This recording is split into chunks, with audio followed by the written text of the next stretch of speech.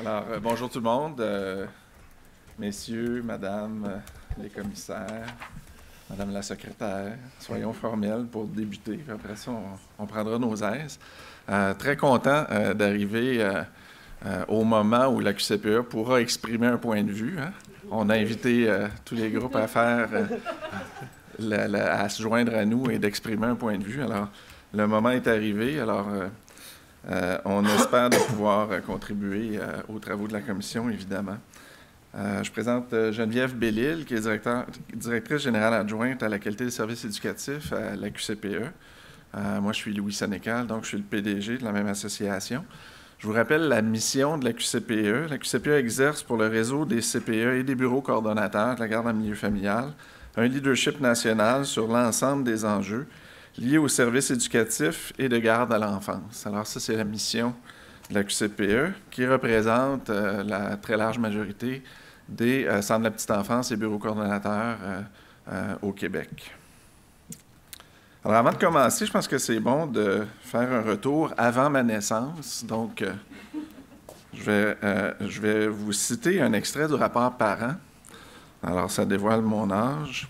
Je suis un enfant du rapport parent, autrement dit. Alors, dans le rapport parent, 1963-64, on pouvait y lire « Dans une société de plus en plus industrialisée et technique, l'éducation est un élément essentiel du bien-être. C'est dans la mesure où chacun pourra se développer pleinement, aussi bien sur le plan intellectuel et moral que sur le plan physique, qu'il sera ensuite capable de donner sa mesure dans la société, d'y mener une vie fructueuse pour lui-même et pour les autres. De nos jours, aucun enfant ne doit se voir refuser la possibilité de s'instruire et de développer pleinement ses dons et ses aptitudes. » Et là, on voit, ça trahit l'âge du rapport. Cela s'applique aussi bien aux filles qu'aux garçons, autant aux pauvres qu'aux riches, aussi bien aux enfants handicapés qu'aux enfants sans problème particulier. Il y va non seulement de l'intérêt de l'enfant lui-même et de son avenir, mais aussi de l'intérêt de la société. Alors, je pense que c'est tout à fait contemporain avec les travaux de la Commission. Ça s'inscrit donc, la démarche qui est entreprise par la Commission dans cette continuité-là. Il y a communion, je pense, d'objectifs quand on revient sur le rapport parent. Suite au rapport parent, donc, un autre geste fondateur, la société s'est dotée d'une politique familiale. Je ne reviendrai pas dans les détails. Donc, en 1997, ça fera donc 20 ans au moment où on aura le sommet qui suivra la présente commission. Alors, la politique familiale qui a été fondée sur 3 piliers, on les connaît, je les rappelle, soutien aux enfants, assurance parentale et le réseau des services éducatifs à la petite enfance. Alors, avant de faire un bilan, comme on l'a demandé à tout le monde, et on va en faire un, j'aimerais nous projeter en avant puis vous soumettre la vision de la QCPE pour 2027, donc pour les 10 prochaines années. La QCPE souhaite donc que tous les Québécois aient accès dès leur naissance et jusqu'à leur arrivée à l'école à des services éducatifs à la petite enfance qui soient accessibles et universels. Que la qualité de ces services éducatifs à la petite enfance réponde aux plus hauts standards de qualité reconnus, que les services éducatifs à la petite enfance soient considérés comme le premier maillon du continuum de l'éducation et qu'ils contribuent significativement à la réussite éducative tout au long de la vie. Et le dernier, non le moindre, que le financement public des services éducatifs à la petite enfance de qualité soit stable et pérenne dans le temps.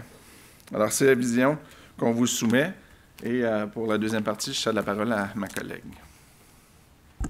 Bonjour. Donc, pardonnez-moi, le petit chat habituel dans la gorge. Donc, la question qu'on se pose toujours, c'est de voir sur quoi on peut s'appuyer. Hein? La politique familiale et le réseau des CPE s'est fondé sur 3 grands principes, l'accessibilité, l'universalité et la qualité. Et vous voyez que la vision de 2027 incarne encore ces principes-là parce qu'on considère qu'on n'a pas atteint les objectifs qu'on poursuivait. Où on en est par rapport à la qualité actuellement, mais c'est sûr qu'on sait de maintenant l'importance que ça revêt pour un tout petit d'avoir accès à un milieu éducatif de qualité au niveau de son développement, et plus particulièrement pour les enfants qui ont des besoins ou qui présentent des défis. on côtoie, nous, on a la chance de côtoyer beaucoup de types de garde et tout le monde revendique le fait de désirer cette qualité-là. Et c'est vrai, on croit que les gens sont tous passionnés, souhaitent pouvoir offrir des milieux de qualité aux tout-petits, mais ça prend quand même un certain nombre de conditions pour avoir un milieu éducatif de qualité. Et entre autres, Mme Baillargeon, ce matin, a eu la chance, l'opportunité de nous présenter chacun de ces éléments-là. Entre autres, ce qu'on sait, c'est que ça nous prend une éducatrice qui est sensible aux besoins des tout-petits. Une éducatrice qui est capable de maintenir un climat positif au sein du groupe et qui est capable aussi de soutenir l'apprentissage. Et quand on regarde les études et les efforts qu'on a encore à faire, oui, au niveau de la sensibilité et du climat, mais on a encore beaucoup de travail à faire sur la capacité de soutien à l'apprentissage de nos tout-petits, parce que ça prend des connaissances et des capacités d'observation pour être capable de relever dans le développement de l'enfant les opportunités développementales, et tout ça dans un contexte de jeu, parce que les tout-petits ne sont pas prêts à être mis dans des activités qui sont formelles et qui sont très structurées.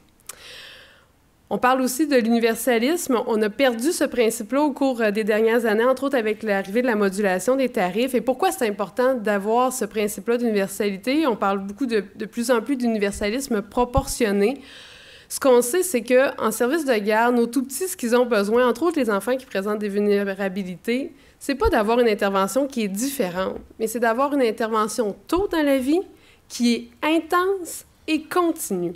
Et tantôt, on a entre autres nos partenaires des organismes communautaires familles qui sont venus parler et je me dis, il y a un travail là, une inspiration, tout le monde a sa place et il y a l'inspiration, la notion de la continuité qu'on doit partager tout le monde ensemble et de l'intensité de l'intervention et de la cohérence. Et ça, c'est quelque chose, nous, qui nous préoccupe et qui nous tient à cœur. Et on souhaiterait donc que tous les enfants puissent avoir accès à cette intervention-là qui est adaptée, précoce dans la vie, intense et continue. Et il faut se rappeler qu'en nombre absolu, c'est dans la classe moyenne qu'il y a le plus d'enfants qui présentent des vulnérabilités. Donc, quand on est dans des programmes très, très, très ciblés, on perd de vue aussi les enfants de la classe moyenne, entre autres, et de la classe favorisée qui ont aussi besoin de ces services-là. Et finalement, sur la question de l'accès, on entend souvent dire que les milieux de garde ne sont pas accessibles, entre autres aux clientèles issues de milieux défavorisés. À ce titre-là, ce que la recherche nous dit, c'est que souvent, il faut travailler sur les barrières d'accès. Donc, on a eu un réseau qui s'est bien développé. On constate qu'il y a une clientèle encore qui est un petit peu sous-représentée. Qu'est-ce qu'on a fait collectivement? Qu'est-ce que l'État a fait pour travailler sur les barrières d'accès, pour être capable d'avoir des modalités qui facilitent? On a parlé du coût tout à l'heure, l'Association des enseignants et enseignantes en technique d'éducation à l'enfance nous a parlé de la question du coût. La question du transport hier nous a été adressée. Il y a une série de barrières qui font que ça devient difficile d'avoir accès et il faut qu'on soit collectivement capable d'adresser ces barrières-là d'un point de vue national, régional et local et de trouver des solutions et des stratégies qui vont être pérennes et qui vont favoriser l'accès. Sur la rétrospective des choix du gouvernement, je laisse la parole à lui. Je vais ouvrir le graphique sur la qualité. Ouais, oui, je vais y revenir. Oui, c'est bon. Il vous reste 2 minutes. Oh, il reste 2 minutes. Il y aura beaucoup de questions. Oui. Alors, ce qu'on souhaite faire à cette étape-ci, on a demandé de tracer une rétrospective et on va faire une rétrospective plus politique des 20 dernières années. D'avoir eu la bonne idée d'avoir une priorité et d'instaurer une politique familiale, ça évacue pas l'aspect politique et les échéanciers électoraux qui se sont imposés tout au long des 20 ans. Et l'ensemble des petites décisions ont eu de grandes répercussions sur le développement de notre réseau. Alors, je vous propose qu'on regarde cette historique-là à travers le développement des places. D'abord, parlons de la qualité. Grandir en qualité en 2014, c'était donc des résultats très, très récents et venait établir que la qualité bonne à excellente en CPE était de 45 %. Comparativement à, complètement à droite, vous voyez garderies non subventionnées, qu'on appelle, nous, les garderies subventionnées par le biais des crédits d'impôt, qui est de qualité bonne ou excellente à raison de 10,3 %. Très important de noter que Grandir en qualité a été mené par l'Institut de la statistique du Québec, donc un organisme gouvernemental tout à fait neutre et objectif. Alors, quand on regarde le développement des places, je vais vous situer dans le graphique, la ligne du haut, c'est le milieu familial, le nombre de places en milieu familial, et vous l'avez de 2001 jusqu'en 2017 pour la partie de gauche, et une projection statistique pour la partie de droite, donc 2016 jusqu'à 2022. On va s'attarder à la partie de gauche. La ligne bleue foncée, c'est les places en CPE. La ligne verte, c'est les garderies subventionnées, donc les garderies à contribution réduite. Et la courbe rouge, la couleur n'a rien à voir avec un positionnement politique, vous avez bien compris. Ce sont les garderies qui sont subventionnées par le biais des crédits d'impôt. Alors, quand on regarde les décisions qui sont venues affecter le développement, on comprend qu'au bout de la ligne, il devait y avoir une intention dans les plans du gouvernement. Commençons donc en 2000, je vais suivre mes notes pour rien oublier. En 2003, le gouvernement Charest se fait élire dès le moment où il se fait élire avec l'intention de favoriser les garderies subventionnées par le biais des crédits d'impôt. D'ailleurs, dans le premier budget, il existe noir sur blanc une mention de modulation des tarifs. Hein. C'est déjà arrivé en 2003. Dans le discours, il était écrit que le gouvernement envisageait une modulation de 5 à 10 $, ce qui n'a pas été retenu par la suite. Par contre, le gouvernement a imposé une hausse de 5 à 7 $. En 2006, alors on se situe un petit peu plus loin, le gouvernement a aboli 1000 postes de conseillères pédagogiques en CPE, ce qui a eu un impact majeur sur, évidemment, le réseau des CPE. À partir de 2008, ça a été la fin de l'indexation du financement dans le réseau, ce qui a eu aussi un impact. Mais l'élément le plus important à retenir, c'est et on voit que la courbe va commencer à grimper en flèche, c'est qu'en 2008-2009, le gouvernement Charest, dans son plan budgétaire, identifiait comme objectif de passer de 5 000 à 93 000 en nombre de places de garderies subventionnées par les crédits d'impôt. Alors, c'est dans le plan budgétaire. Cette décision-là, donc, impose des actions pour arriver à ce que ça puisse se matérialiser. Alors, par la suite, il y a eu donc facilité d'accès au crédit d'impôt. Ça a été changé. Il y a eu une augmentation du montant qui était accordé en crédit d'impôt jusqu'à 35 $. Alors, on voit les points rouges là, et la courbe qui commence à monter. Au moment où le gouvernement Couillard arrive en poste ou prend le pouvoir, il y a 47 000 places déjà. Alors, on est passé de 5 000 à 47. Rappelons-nous que l'objectif est de 93 dans le plan budgétaire de 2008 de 2009. Donc, il nous reste 46 000 places à développer. Il faut donc d'autres mesures pour arriver à cet objectif-là. Ces mesures-là, vous les connaissez. Elles ont été nommées par plusieurs. Donc, il y a eu d'abord le gel, puis l'étalement du développement de places dans les CPE. On a exigé 50 % de mise de fonds pour la construction de nouvelles installations en CPE. Il y a eu la modulation des tarifs avec toutes ses conséquences, évidemment. Et le gouvernement, à cette époque-là, a dit, pour les familles qui avaient même un avantage fiscal à aller vers les garderies subventionnées par le biais des crédits d'impôt, a dit, inquiétez-vous pas, c'est du pareil au même. La qualité est identique et le gouvernement, à ce moment-là, avait en main Grandir en qualité, qui faisait la démonstration que 45 % de qualité en CPE versus les garderies non subventionnées à 10 % de qualité. Alors, autrement dit, on a pris des décisions qui sont contraires au Conseil du statut de la femme. Le Conseil du statut de la femme a dit au gouvernement que cette direction-là n'était pas la bonne. Le vérificateur général a fait la même chose. Protectrice du citoyen a exactement dit la même chose. Grandir en qualité, on en a parlé. Le Conseil supérieur de l'éducation s'est prononcé également à dire au gouvernement que ce n'est pas la bonne direction à prendre. Toute la science, les acteurs du milieu de l'éducation est venu le confirmer. Donc, on n'a pas valorisé la qualité.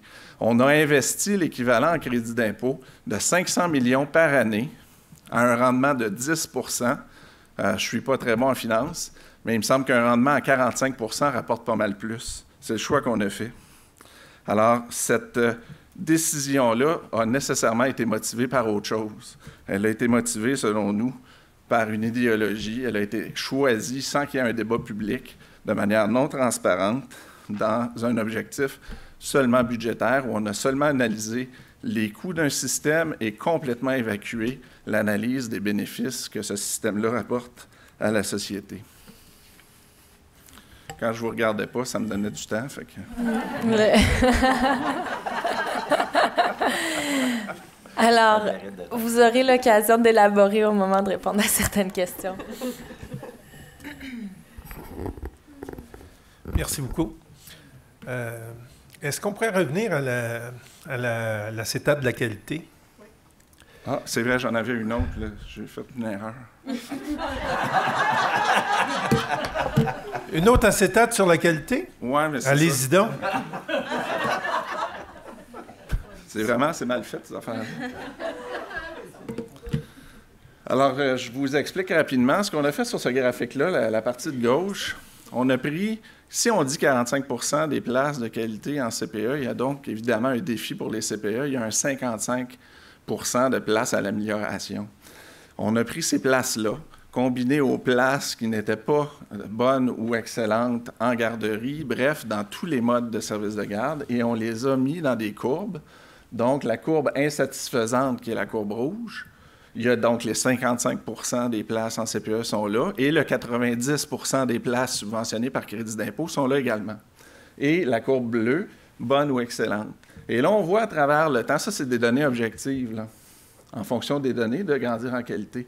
On voit à travers le temps, la tendance est plus qu'évidente. On réduit significativement le nombre de places qui sont bonnes à excellentes pour favoriser et investir dans des places qui sont insatisfaisantes. Et quand on poursuit simplement en faisant une régression statistique très simple et qu'on se projette dans l'avenir, vous voyez vers où on s'en va, et c'est dans pas si longtemps que ça. On s'en va vers un point de rencontre. Et on est donc à un moment où c'est un point de rupture, où on doit absolument saisir la population de ce qui est en train de se produire sans débat public et amener le gouvernement à reconsidérer ces décisions-là qui ont un impact majeur sur la qualité puis le développement en bout de course des enfants. Merci pour la question. Exactement. Non, mais c'était tout à fait ça ma question. Moi, je disais, il y a quand même quelque chose de préoccupant de voir que même si votre catégorie CPE est celle qui se performe le mieux, c'est quand même inquiétant de s'apercevoir qu'il y a seulement 45 % qui est bonne ou excellente. Puis on sait que toutes les autres, là, la majorité se tenait dans la norme acceptable. C'était pas forcément mauvais, mais acceptable. Puis acceptable, c'était comme dans la cote de grandir en qualité, c'était entre 50 % et 60 %.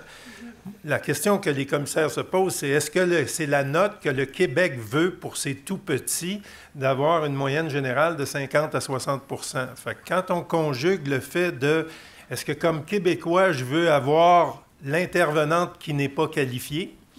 Est-ce que, comme Québécois, je veux un service qui score en moyenne à 50 %? Est-ce que c'est là que je veux placer mes enfants dans un réseau dit éducatif? C'est concernant pour nous. On se dit, on veut attaquer ça. Politiquement ou pas, on ne fait pas de politique, mais on fait un enjeu de qualité des services. Fait que moi, je voulais attirer votre attention pour dire, vous avez une performance, mais vous avez un défi. Absolument. Et ça, on ne pourra pas l'écarter. Et ce défi-là, les CPE l'ont à leur manière, mais on a un défi aussi avec le réseau de garde qui représente quand même les RSG, qui est quand même régi, mais qui représente un tiers de l'offre à la population. Alors, il faut aussi innover, imaginer une façon de qualifier ce réseau-là, parce qu'on s'est fait dire partout que le CPE, je pense qu'il y a eu des témoignages aujourd'hui qui reflètent ce qu'on a entendu ailleurs, le CPE est une bonne... c'est une bonne option, ça reste une option très valable, etc., mais ça ne sera jamais la panacée universelle parce que ce soit pour le critère de choix des parents, il y a des parents qui croient davantage à la famille, ou que ce soit devant une impossibilité géographique d'avoir des installations partout, ne serait-ce que parce que ce n'est pas viable, bien, on devra composer. Puis les parents tiennent au choix. Oui, mais permettez-moi de réagir. D'abord, vous avez raison, il y a définitivement un défi, et c'est un défi sur lequel on doit travailler, mais on doit le faire en partenariat avec les ressources gouvernementales. À partir du moment où le gouvernement ne prend même pas acte de la situation présente de la qualité dans son réseau, à partir du moment où son ex-ministre de la Famille fait le tour du Québec à dire c'est du pareil au même qu'on soit dans un service de garde à 10 % ou un autre à 45 %, on induit les familles en erreur. Et c'est donc évident que les familles, quand ils prennent une décision, ils la prennent sur des bases erronées. Ils prennent pour acquis que cette qualité-là est présente partout, incluant dans un CPE par rapport à un autre. Alors, il faut évidemment qu'on ait les ressources pour être capable d'améliorer les choses, mais la vraie question, c'est pas vraiment une question de moyens, c'est une question d'ambition. Est-ce qu'on a l'ambition au Québec d'avoir des places de qualité pour 55 ou 45 de nos enfants et laisser pour compte le reste de la population. Ces citoyens-là qui arrivent au monde, est-ce qu'ils ont le droit à l'égalité des chances? Et là, on met des chiffres, et c'est là, et ça parle. Alors, le gouvernement doit l'avoir, cette ambition-là. Il doit collectivement nous unir vers cet objectif-là. Et après ça, les moyens vont être là. Parce que quand on a une priorité, c'est évident que les moyens sont là. Si on n'avait pas eu l'ambition de la baie James ne serait jamais arrivée. Alors, on dit que le chantier actuel, c'est un chantier aussi important que celui de la baie James. Il faut avoir de l'ambition et y mettre les moyens. Une question plutôt mathématique en même temps, là. Sur le 500 millions de crédits d'impôt, vous êtes-vous posé la question à savoir que est-ce que ces 500 millions-là, dans le fond, s'ils étaient redirigés vers le réseau, est-ce que on pourrait quand même répondre à la demande? Ou je ne sais pas s'il y a eu des analyses du genre. Bien, je vous donne une image de grandeur pour on a parlé de gratuité. Plusieurs personnes ont parlé de gratuité dans les services, particulièrement en CPE. Juste vous donner une idée de grandeur. La gratuité dans les services en CPE et en garderie subventionnée et en milieu familial coûterait 500 millions à l'État.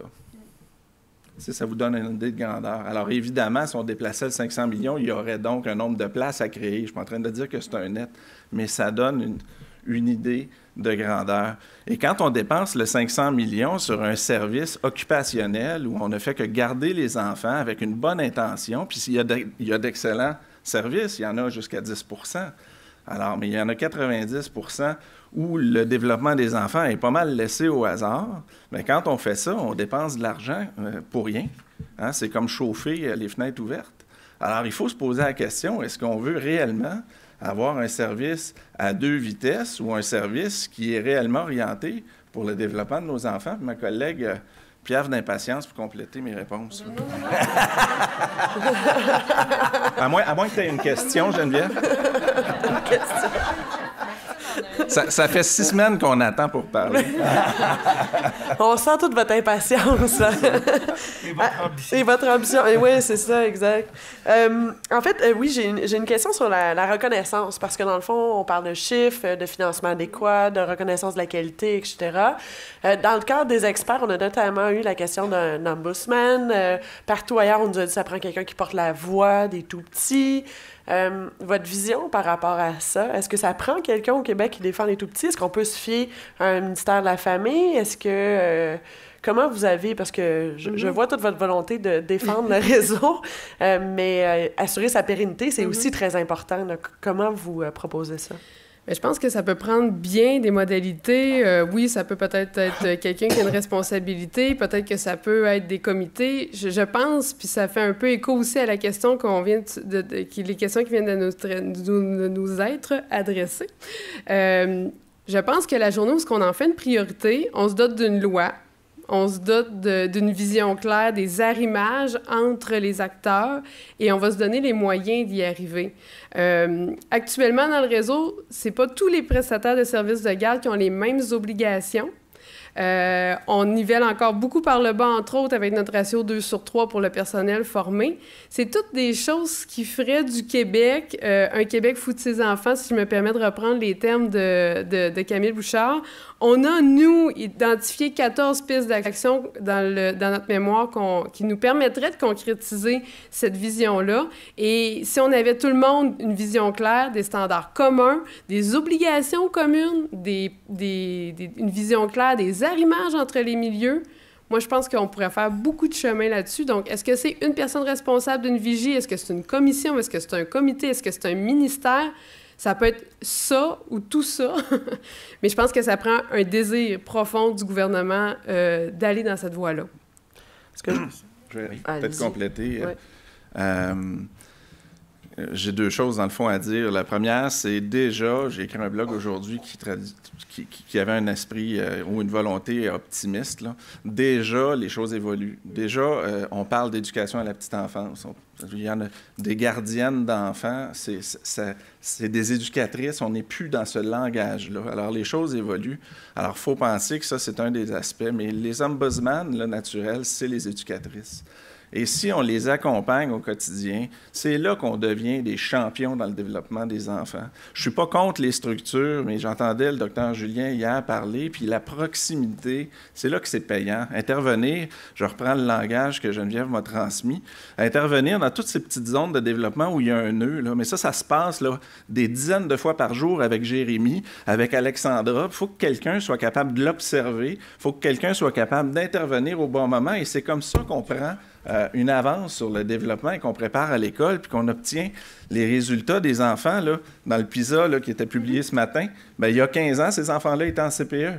Alors, on les voit, les résultats, mais c'est eux qui doivent, ou elles, parce que le nombre de femmes l'emporte là, sur le nombre d'hommes qui sont éducateurs, c'est ces personnes-là qu'on devrait mettre à l'avant-scène et on devrait leur fournir tout ce dont ils ont besoin pour agir comme des champions du développement.